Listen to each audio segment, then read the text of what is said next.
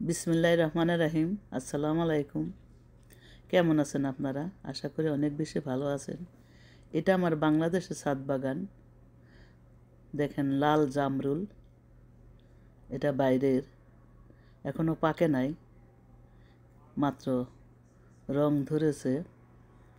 আমার বাগানে এমন কোনো ফল নাই যে নাই। দেখেন, দূরে থেকে দেখেন যে মনে হচ্ছে যে জঙ্গল, যে ভিতরেই পেয়ারা গাছ, এটা সুপার 10। যখনই দেখি বড় বড় নার্সারিতে কোনো কিছু নতুন আসছে তখন কল দিয়ে দেই আর যাই নিয়ে আসি।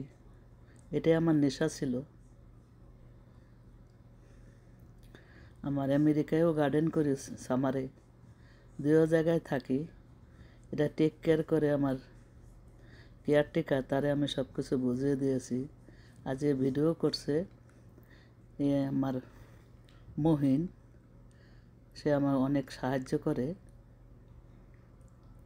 আমার বারাটিয়ার ছেলে আমাকে অনেক ভালোবাসে, তার জন্য দোয়া করবেন।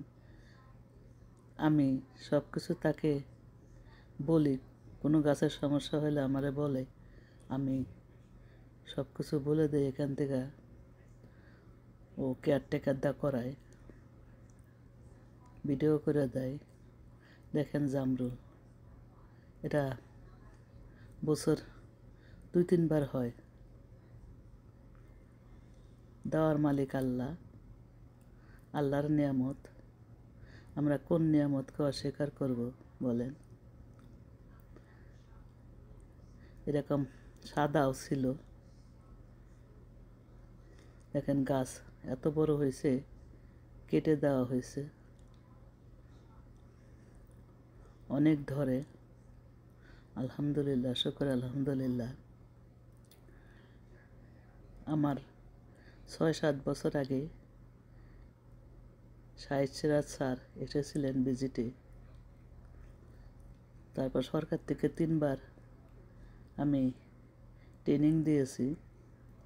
তারা, সে অফিসাররা এসে বলছে যে এইরকম তো ছাদ বাগান আমি কোথাও দেখি নাই, মনে হয় যেন জঙ্গল, এত বড় বড় গাছ। আমি 9 সাল থেকে আরম্ভ করছি। আমি কোনো ইঞ্জিনিয়ারের সাহায্য করে নেই, আমার আমার ব্রেন দিয়ে আমি করছি।